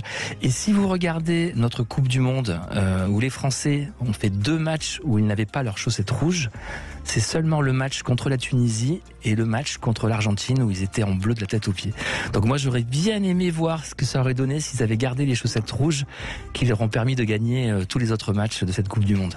Bah écoutez, si ça tient à ça, c'est un peu bête. Il faut que vous appeliez notre entraîneur. Oui, Didier Deschamps. Mais en fait, ça tient pas. Bien sûr, c'est pas la couleur des chaussettes qui va faire gagner un match. Mais je pense que quand on est vraiment à niveau égal, ça peut être le tout petit plus qui peut faire que le ballon il va rentrer dans les cages. Donc peut-être. Moi, je me plais à me dire que peut-être qu'ils auraient gagné. Au moment où on enfile la chaussette rouge, on se dit je suis le meilleur. Mais oui, mais ça c'est le cas.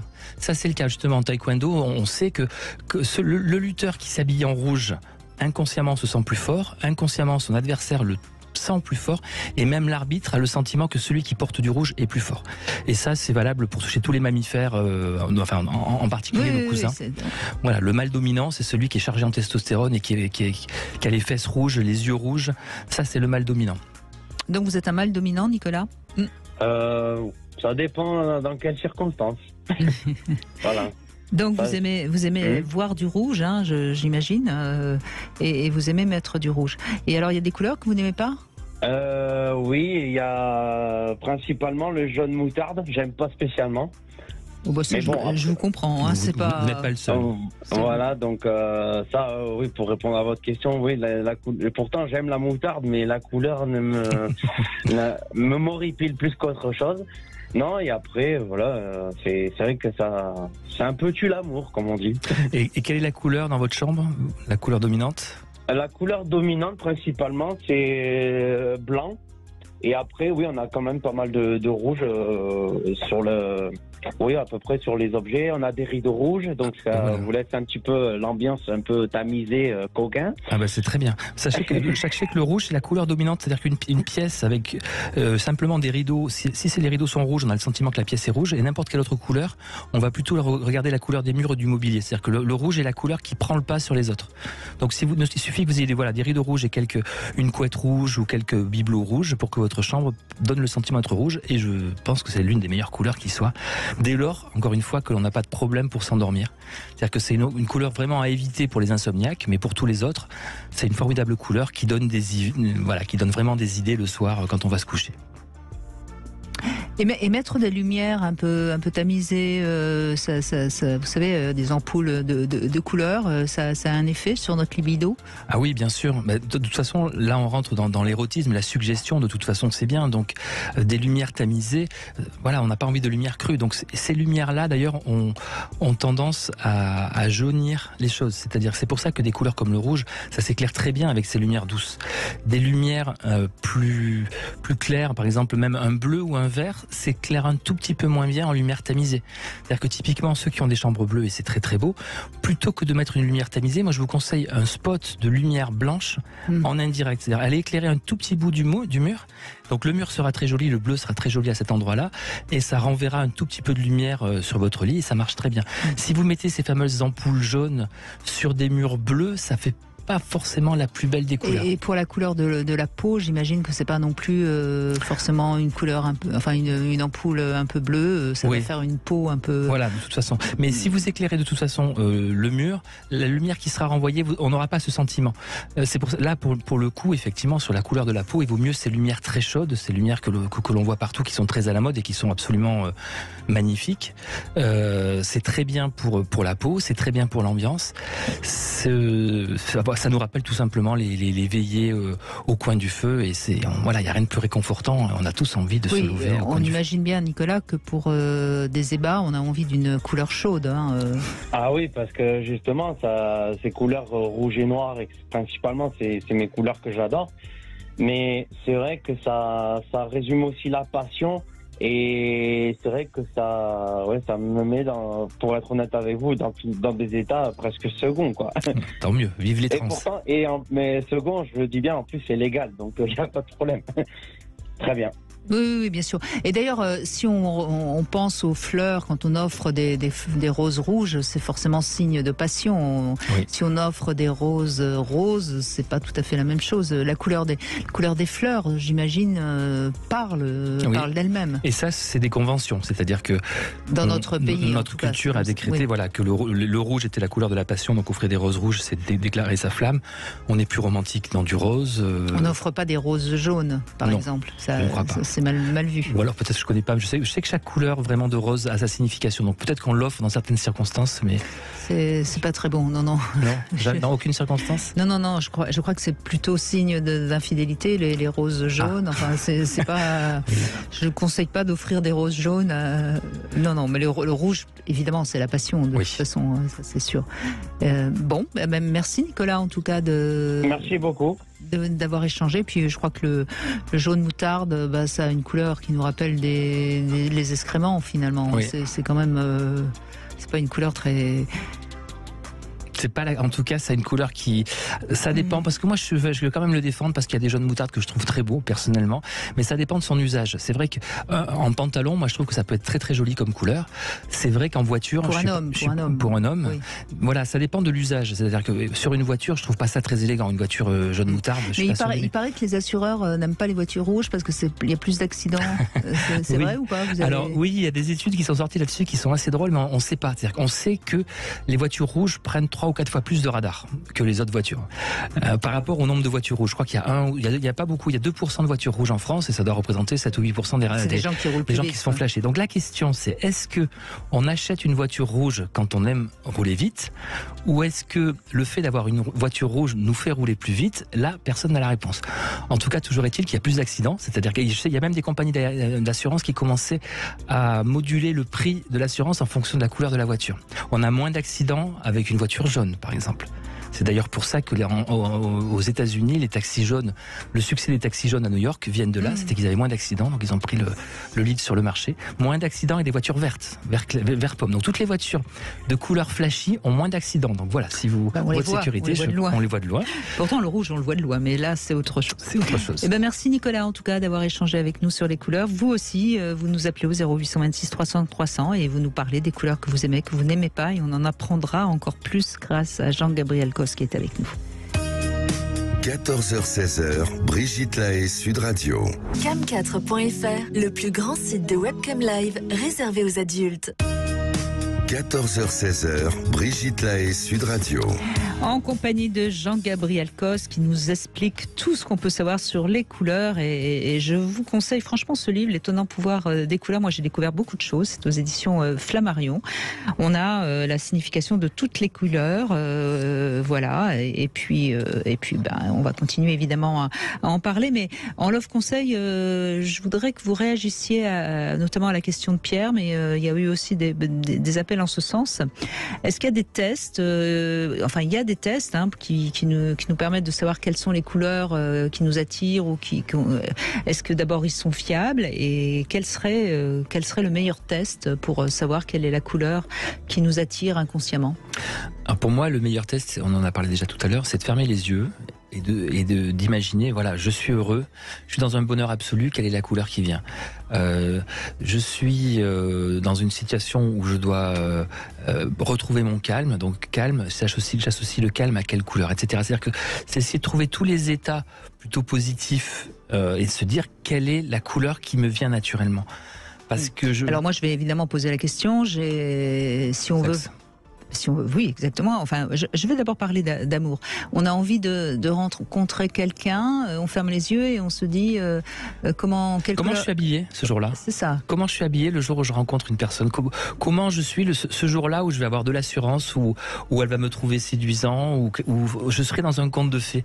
Donc comment je suis habillé dans un conte de fées où je rencontre la femme de mes rêves. Et je pense que en fermant les yeux, il y a une couleur qui vient naturellement et c'est pas la même selon chacun. Et c'est la couleur qu'il faut porter ce jour-là pour trouver le prince charmant ou la princesse charmante. Donc déjà, je pense, voilà, en fait, notre bon goût, il faut s'écouter. On a notre inconscient, on a un petit ange gardien, tous, qui nous dit des choses et malheureusement, on l'écoute pas assez. Donc je crois qu'il faut pas suivre les modes, il faut s'écouter. Est-ce qu'on pourrait, par exemple, prendre des feuilles de papier, les colorer de toutes les couleurs et les mettre devant nous pour savoir avec quelle couleur on se sent à l'aise, quelle couleur. Est-ce que ça pourrait marcher, ce genre de test? Oui. Ou des tissus, sauf que c'est plus compliqué de trouver des tissus de plus, ou un nuancier. Ça peut marcher, mais j'ai peur qu'après il y a les associations de couleurs qui marchent pas forcément. C'est un peu comme si la question quelle est ma note de musique préférée? Est-ce que c'est le do, le ré, le mi, etc. Si vous faites du Mozart, toutes les notes de musique sont belles.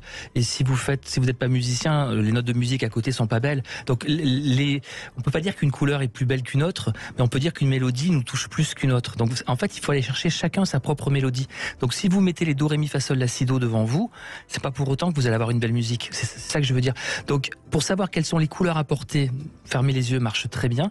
Il y a autre chose qui marche très bien, et ça c'est valable pour votre décoration, c'est aller sur Pinterest, regardez, vous cherchez une cuisine, baladez-vous, regardez des cuisines, en vous posant la question, attention, c'est pas est-ce qu'elle est belle cette cuisine, mais c'est est-ce que j'aurais envie de passer ma vie dans cette cuisine? Est-ce que c'est la cuisine que je voudrais au quotidien? Et vous verrez qu'à cette question, vous n'aurez pas du tout forcément les mêmes choix de couleurs. C'est-à-dire qu'il y a des cuisines très design, immenses, vous dites waouh, c'est beau. Mais est-ce que tous les matins vous voulez prendre votre petit déjeuner là et votre dîner là? Pas forcément. Donc pensez à vous, dites-vous, est-ce que dans ces couleurs, est-ce que c'est dans cette ambiance de lumière et de couleurs, je me sentirais bien? Donc voilà, écoutez-vous. Le meilleur des tests. Bien sûr, bien sûr. Et puis, peut-être qu'il faut être aussi, quand on va essayer un vêtement, regarder peut-être plus la couleur que la forme finalement. Il faut regarder les deux, mais je pense que là aussi, vous dites pas de quoi j'ai l'air dans cette robe turquoise, c'est est-ce que je me plais habillée en turquoise? Est-ce que dans cette robe, je me sens belle? Est-ce que dans cette robe, j'ai envie de rencontrer l'homme de ma vie ou pas? Donc pensez à vous. Et surtout, pensez pas à ce que les autres vont penser de vous. Rentrez pas dans le cerveau des autres parce que c'est là qu'on n'ose plus. C'est-à-dire quand on se dit, voilà, si je mets ça, est-ce que j'aurais pas l'air d'un perroquet?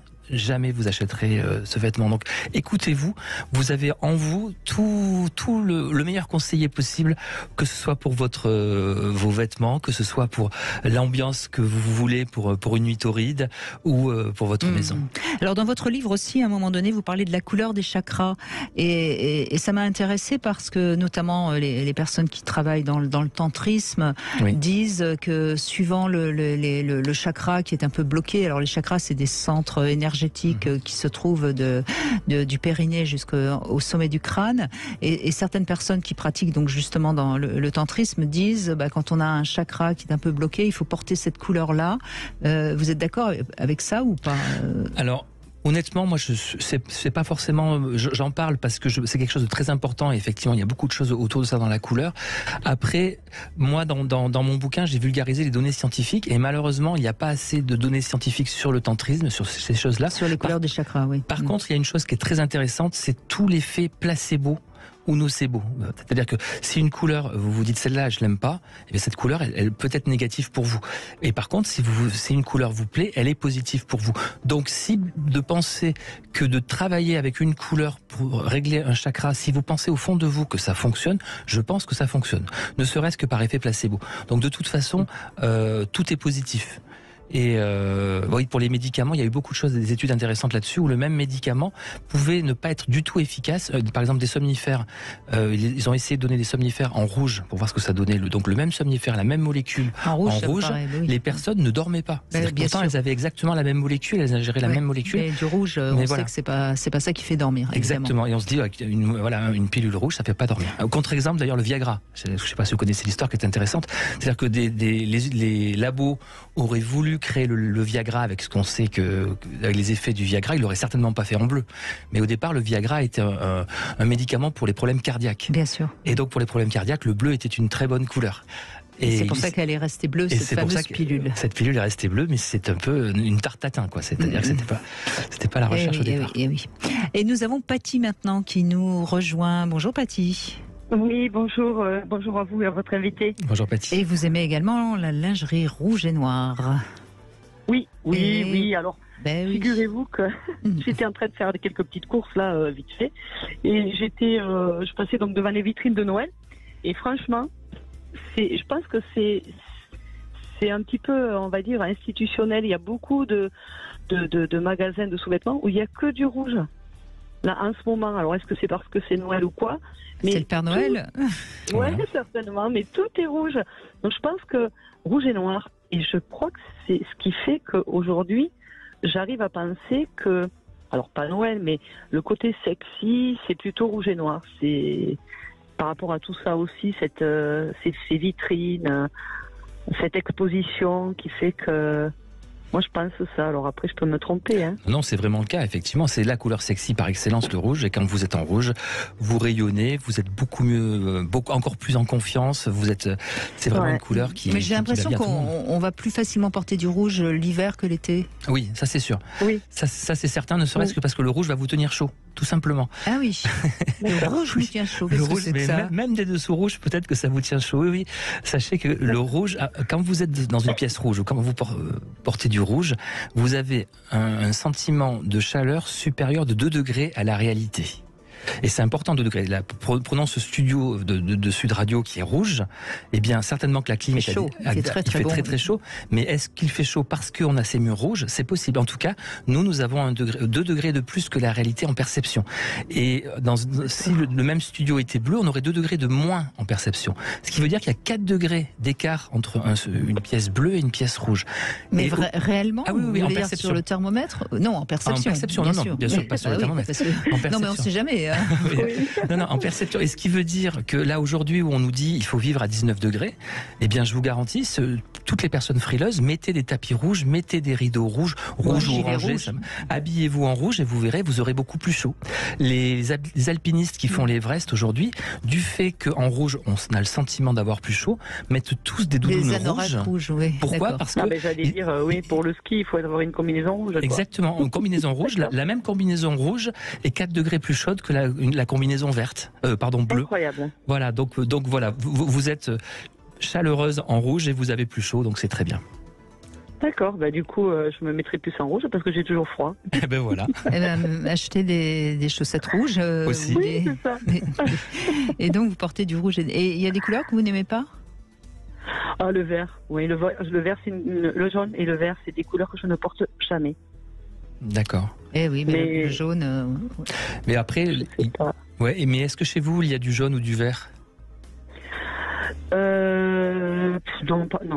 Non, franchement, non. Même peut-être sous forme de plantes, parce que les plantes vertes... Alors plutôt, je dirais un cadre, éventuellement, oui, où il y a du jaune dedans. Mais après, pas de rideau, pas de canapé, pas de couverture, tout ça, c'est... Non. C'est quelle couleur chez vous? Alors c'est rouge, bleu. Ah, très bien, dès lors qu'il y a de la couleur. Ouais. Mais parce que le vert, je vous dis ça parce que c'est une formidable couleur. C'est la couleur de l'équilibre, le vert. C'est vraiment la couleur au milieu du spectre entre les infrarouges et les ultraviolets. Donc on est au milieu. C'est la couleur de la nature. Donc c'est une couleur qui nous ressource. C'est une couleur qui met en confiance, qui apaise, qui apaise. Vraiment, ça calme moins que le bleu. C'est-à-dire que l'effet c'est pas calmant, c'est équilibrant, on va dire, par rapport au bleu qui lui va nous calmer. Donc le bleu, rythme cardiaque, pression artérielle et nombre de battements de paupières qui est en baisse dans une pièce bleue. par rapport à une pièce. Alors moi j'ai du bleu, oui, dans mes pièces, voilà, dans mon salon, dans une chambre. Ouais. Donc c'est très bien, c'est relaxant, mais vous avez l'équilibre du vert. Le vert, par exemple, si vous aimez la lecture, c'est la meilleure des couleurs. Et si vous regardez toutes les bibliothèques des grandes universités, toutes les librairies sont avec, vous voyez, ces fameux globes verts que l'on a partout. Oui, c'est parce que c'est la bonne couleur pour la lecture. On s'est rendu compte que dans du vert, on lit bien. Voilà pourquoi d'ailleurs beaucoup de gens adorent aller lire dans les jardins publics, sur un banc, parce que vous êtes entouré de vert. Alors que le bleu dont vous parlez, mais beaucoup de gens, vous lisez en bord de mer, au bout de 3 pages, vous vous endormez des fois. Donc, oui, c'est vrai. Voilà, donc si vous voulez lire, mettez du vert et vous lirez bien à côté du vert. Et on en revient au jaune, qui est une couleur c'est la couleur la mal aimée. La mal aimée, voilà. On se demande pourquoi, parce qu'un joli citron, par exemple, bien jaune, c'est magnifique. Mais nous, on n'arrête pas de lancer du jaune, on essaye, parce qu'on se dit c'est pas possible, on adore tous cette couleur, donc c'est voilà, la couleur du soleil. Et la couleur de l'or, quelque part aussi. Alors, là, si on part sur l'Asie, c'est un peu différent, c'est-à-dire qu'il y a un vrai distinguo entre l'or et le jaune. Dans tout ce qui est feng shui, il y a vraiment un distinguo. Et d'ailleurs, en Asie, sachez que le jaune n'est pas la couleur du soleil. C'est incroyable, hein. Vous demandez à un petit japonais de vous dessiner un soleil, il vous le fera rouge. D'accord. D'ailleurs, c'est le drapeau japonais, d'ailleurs. Bien sûr. Parce que pour eux, le soleil, c'est quand on le voit, donc on le voit plutôt en lever de soleil ou coucher de soleil, et là, il est plus rouge. Donc la couleur, vous dites soleil à un japonais, il vous dit rouge. D'accord. Bon. D'accord. Eh ben merci Paty en tout cas de cet échange. Paty. Et puis vous avez compris, habillez-vous en rouge, vous aurez plus chaud. Oui, tout le monde. Merci beaucoup. Merci à vous. Allez, on fait une petite pause et on retrouve dans un instant Jean-Gabriel Cos et les couleurs, bien sûr. À tout de suite. Réagissez et participez à l'émission au 0826 300 300. Brigitte Lahaie, Sud Radio. .fr, le plus grand site de webcam live réservé aux adultes. 14h-16h, Brigitte Lahaie, Sud Radio. Jean-Gabriel Cos est avec nous. Nous évoquons les couleurs et on a bien compris que la manière dont on s'habillait, la manière dont on décore notre chambre, eh bien, ça a une influence sur notre libido, sur notre sexualité et sans doute sur l'amour. On a parlé de sexe, le rouge, on l'a compris, mais l'amour, pour pas avoir de conflit dans son couple, de quelle couleur faut-il colorer son appartement, Jean-Gabriel Cos ? De façon consensuelle, c'est-à-dire que c'est toujours compliqué de dire tiens, j'ai choisi ce papier peint tout seul. Il vaut mieux se mettre à deux et se dire voilà, lequel on choisit. Choisissez vos couleurs à 2, à 3 ou à 4 selon le nombre ou 5, le nombre de personnes dans votre foyer. Je sais quelle couleur il faut prendre parce que j'ai lu votre livre l'étonnant pouvoir des couleurs. Et alors je vais vous dire de quelle couleur il faut colorer notre salon puisque c'est souvent le lieu où on passe pas mal de temps. La chambre, on a compris, rouge, ok. Orange parce que c'est à la fois la couleur de la communication et le temps passe plus vite dans une pièce orange. C'est vous qui le dites. Oui, tout à fait, bien sûr. Vous êtes d'accord? Alors que le temps passe plus vite, est-ce que moi je l'associe, c'est plutôt dans les salles d'attente, etc. où je conseille du orange. Ouais. Mais si on a envie que le temps passe plus vite chez soi, c'est qu'il y a un problème peut-être. Mais non, ça veut dire qu'on s'ennuie pas si le temps passe vite avec notre compagnon. On peut le voir comme ça. Oui. Mais non, l'orange, c'est vrai, c'est la couleur, c'est incroyable parce que quand vous regardez un aplat de couleur orange, vous activez dans votre cerveau la zone, en particulier la zone du langage. Et la zone du langage, c'est celle quand vous parlez. C'est-à-dire que l'orange active le langage. Ils se sont pas trompés. Orange. Voilà, si c'est orange, ça s'appelle orange, c'est parce que c'est la bonne couleur pour la communication. D'ailleurs, ça aurait dû être la couleur des réseaux sociaux, par exemple. Et pourquoi est-ce que c'est pas le cas ? Tout simplement parce que Mark Zuckerberg était daltonien. Et que comme il est daltonien, les seules couleurs qu'il voyait bien, c'était les bleus. Donc lui, son logo, il a dit, il faut qu'il soit bleu, puisqu'il voit que du bleu. Donc il est resté dans les bleus. Mais normalement, la bonne couleur pour les réseaux sociaux aurait dû être l'orange. Voilà. Mais revenons au orange dans un salon. Oui, c'est une formidable couleur parce qu'on communique et parce que ça s'éclaire très très bien. C'est-à-dire que là, on peut mettre ces ampoules très tamisées et le soir, c'est extraordinaire. C'est chaleureux. Voilà. Même à 19 degrés, on n'a pas froid dans du orange. Donc c'est une très bonne couleur. C'est une couleur qu'il faut réhabiliter aussi, je trouve. Oui. Bonjour Thierry. Bonjour Jean-Gabriel. Bonjour Thierry. Alors, je n'ai pas de problème de couleur de mur puisque j'habite un chalet. Donc il y a du bois. Et c'est une très belle couleur, la couleur naturelle. Tout à fait. Ah oui, puis c'est un élément noble, le bois, de toute façon. Ouais. Oui. J'ai quand même un petit peu pimenté la chambre à coucher en étant une ampoule télécommandable qui va du rouge au bleu. Et donc, en fonction de nos envies, de nos besoins ou de notre forme, bien, on met ou du bleu ou du rouge ou de l'orange. Et puis voilà, quoi, c'est plutôt sympathique. Ah, bah alors ça m'intéresse de savoir, je fais un petit sondage sur une personne, quelle est votre couleur préférée pour les ébats, ça m'intéresse. Alors, c'est vrai que le rouge, ma femme est en taureau en plus, est plutôt excitant. Par contre, le bleu, je pense que le bleu me met plus à la forme. Eh bien, c'est exactement là où je suis ravi que vous disiez ça, parce que c'est le cas. En fait, le bleu, la lumière bleue, parce qu'il faut faire attention, il faut faire le distinguo entre la lumière et la matière. C'est-à-dire que les couleurs lumière qui sont émises ont des effets quasi diamétralement opposés aux couleurs matière. C'est-à-dire qu'un mur rouge va vous exciter, mais une lumière rouge va plutôt vous endormir ou vous mettre un peu dans un état second. On dort bien dans des lumières rouges, alors qu'une lumière bleue va bloquer les sécrétions de mélatonine et va vous réveiller. Donc, c'est-à-dire que, en fait, votre inconscient va se dire, il fait beau, c'est le jour puisque je vois de la lumière bleue. La lumière bleue, c'est le ciel. Donc, quand vous avez de la lumière bleue, c'est-à-dire que quand vous allez vous coucher, si vous avez un peu sommeil et que vous mettiez une lumière bleue, ben là, vous aurez plus sommeil. Donc là, ce bleu lumière va vous aider à aller chercher un sommeil naturel un peu plus tard. Voilà. Alors, donc, et si vous vous couchez, que vous avez sommeil, que vous mettez une lumière rouge, peut-être que vous allez vous endormir comme un goujat, pardon. Avec la femme que Thierry a à ses côtés, ça m'étonnerait quand même. Ça va. Absolument. Il me semble. Oui. Alors,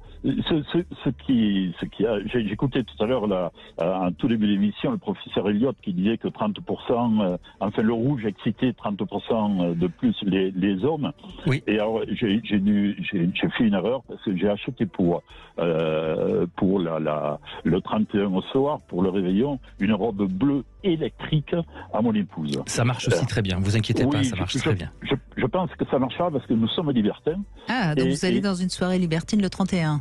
Tout à fait. Et alors, ce que on a pu voir dans les soirées libertines, dans les clubs libertins, c'est que les gens sont essentiellement, et les femmes sont essentiellement habillées en noir. C'est vrai.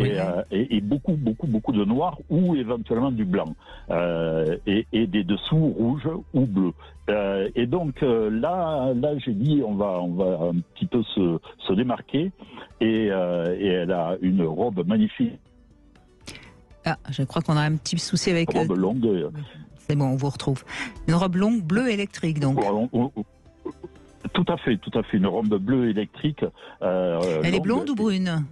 Elle est blonde. Ah oui, blonde, bleu électrique. Ça va être magnifique, c'est très beau. Ça va flasher, ça va bien. Thierry. Voilà. Vous êtes sûr de repartir avec elle ?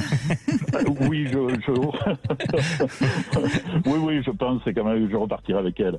Et, oui. Faites attention quand même. Hein. Vous savez, ça fait 35 ans maintenant, donc 35 ans que nous vivons ensemble. Ah oui, donc ça va. J'y tiens beaucoup. Bon.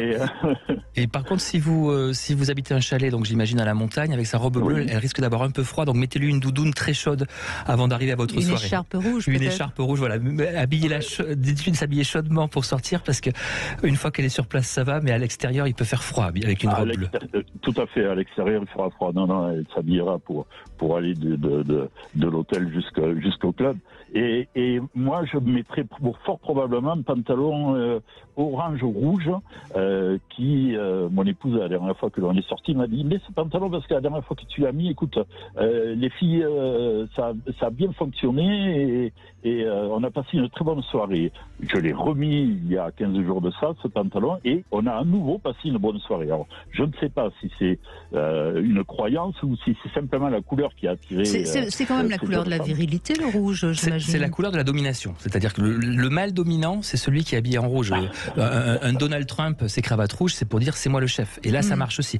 C'est vraiment la couleur de la domination. C'est une couleur qui est bien pour les hommes qui assument cette domination. C'est-à-dire qu'un homme qui est habillé en rouge mais qui est un peu timide, en fait c'est comme nos cousins pas très loin, les singes. C'est-à-dire que le mâle dominant c'est celui qui est le plus rouge, mais les jeunes essaient de prendre sa place. Donc celui qui est en rouge, si c'est pas vraiment le mâle dominant, les petits jeunes ils prennent sa place et ils le zigouillent. Donc ça veut dire quoi ? Ça veut dire que si on porte du rouge, il faut l'assumer. Il faut dire voilà, je suis un mâle dominant et je l'assume. Et dans ces cas-là, le rouge effectivement est perçu comme sexy par les femmes à la recherche d'un mâle dominant. Oui, alors je m'apparente plus gorille que singe, mais... Pourquoi Thierry? Vu ma stature, 1m90, 50 kg. Oui, donc le rouge, vous va très bien. Et oui, tout à fait. Et mon épouse, qui est ma moitié, elle ne fait que 52 kilos, donc c'est vraiment ma moitié. Et donc c'est vrai que je repartirai fort probablement sur ce pantalon, puisque ça fonctionne chaque fois que je le mets. Vous avez bien raison, puisque et puis de toute façon, ça aura l'effet placebo, comme on vient d'en parler il y a quelques instants. Oui, de toute façon. Ça c'est réellement important. Moi, je crois réellement que quand on met un vêtement et que tout d'un coup on se sent pas très bien dessus, il faut l'enlever, le donner, parce que de toute façon, on va pas se sentir bien, même si c'est un joli vêtement, il y a rien à faire. Ah mais vous ne croyez pas si bien dire, Brigitte, parce qu'au milieu de soirée, il m'est arrivé de repartir pour changer le pantalon parce que simplement je n'étais pas bien dans ce pantalon, alors qu'il m'allait très bien, il n'y avait pas de problème, mais un effet placebo fort probablement, et ma seconde partie de soirée était bien meilleure. Oui, enfin là en l'occurrence c'était un effet nocebo puisque vous n'aimiez pas ce pantalon et que vous ne vous sentiez pas bien. Et vous avez raison de vous écouter et vous avez bien fait d'aller changer de pantalon. Bon, voilà. Et la robe bleue électrique, en dessous il y a des sous-vêtements ou pas? Alors elle m'a dit, au niveau chaussures, ce seront des chaussures, donc il y a des talons quand même assez hauts, qui feront plus de 13 ou 14 cm. Pour vous arriver au moins à la poitrine, sinon... Oui, mais vous savez, la grandeur, peu importe. On se retrouve allongé, je suis d'accord. Voilà, couché, on ne sait pas la différence. Et donc là, elle aura des chaussures dorées, apparemment, avec un petit sac doré. Et au niveau des avec dessous, le bleu électrique, ça va être magnifique, oui. Ouais. Et pour les dessous, surtout que les talons doivent faire, bien 14 cm. Donc, au niveau des dessous, alors là, il faut que l'on choisisse. Hein. On va choisir ensemble dans toute la garde-robe. Mais c'est vrai que dans des soirées de ce type, on voit du noir. Et pour pouvoir se démarquer, où on a un vêtement noir qui est vraiment extravagant, où il faut changer des couleurs. Et j'ai pu remarquer que chaque fois qu'on a une couleur, qu'elle a une couleur flashante, l'été elle met souvent du blanc parce qu'elle peut être très mate de peau, donc blonde, mate de peau, un vêtement blanc, c'est assez magnifique aussi. Et sinon, dès qu'on change de couleur, qu'on part sur du rouge, sur du doré ou sur du bleu, les soirées sont très souvent différentes et ce sont souvent de très bonnes soirées. Mais le bleu électrique, c'est une couleur qui flash, évidemment, mais c'est une couleur aussi assez classe, plus que le rouge, quelque part. Même si il y a des rouges qui sont magnifiques, un rouge un peu Hermès, c'est magnifique, mais le bleu électrique, il a une couleur, c'est une couleur qui est quand même assez distinguée, quoi. Pour une soirée du 31, c'est bien. C'est parfait. Ce que je vous disais tout à l'heure, c'est une couleur fascinante, parce que c'est une couleur qui trouble un petit peu notre champ visuel. Voilà, quand on a vu des tableaux de Yves Klein, on voit ce bleu vraiment, on met un petit recul, quoi, devant ces tableaux. Donc c'est vrai que c'est une couleur qui est extraordinaire. Voilà, ça sort de l'ordinaire. C'est une couleur qu'on ne trouve quasiment pas dans la nature. D'ailleurs, ce bleu électrique. Chez le pan. Oui. Il est bleu électrique, mais le pan. Voilà, c'est l'exception qui confirme la règle. Parce il y a des oiseaux, des poissons d'eau de mer aussi qui ont cette couleur bleu électrique. Oui, mais c'est quand même assez rare à trouver. C'est sûr que dans les champs en France, on trouve pas beaucoup de bleu électrique, je vous l'accorde. Si, la femme de Thierry. Oui, voilà, exactement. Bon, mais là, pas dans les champs. Non, dans les champs peut-être pas. Là. Mais elle fera sa roue le soir du 31. Voilà. C'est moi qui vais la faire, la roue, pour pouvoir séduire ces dames. Merci Thierry, en tout cas de cet échange. Je suis ravie de terminer sur ce témoignage tout à fait sympathique. Merci Thierry. Merci Thierry. Jean-Pierre Cos, Jean-Gabriel Cos, excusez-moi. Je rappelle que ce livre, ça s'appelle L'étonnant pouvoir des couleurs. C'est aux éditions Flammarion. C'est un grand livre. Vraiment, si vous aimez, si ça vous a amusé de découvrir tout ça, vous découvrirez encore plein d'autres choses dans ce livre. Vous pouvez l'offrir aussi. C'est un beau cadeau. Je pense que c'est un cadeau qui ne peut faire que plaisir. Et il y a des pages en couleur. Et Et ça se termine par des pages où on peut se plonger dedans, des shoots de couleurs. On a fait ce petit shoot de couleurs. Vous passez 30 secondes à regarder selon les émotions. On a fait une sorte de compilation. Ça marche bien. Voilà. Et l'illustration, si je peux me permettre, de Robin Gillet, qui est un excellent illustrateur. Donc on a raconté un petit peu toutes ces études sur les influences des couleurs. On les a illustrées par des jolies illustrations de Robin Gillet, qui a fait un travail merveilleux. Et tout de suite, vous retrouvez C'est votre avenir. Demain, on va parler de la petite pilule bleue, justement. On va parler de tout ce qui existe aujourd'hui pour les hommes qui ont un peu des pannes d'érection. Vous verrez, il y a plein de solutions. Sud Radio. Sud Radio. Parlons vrai. Sud Radio. Parlons vrai.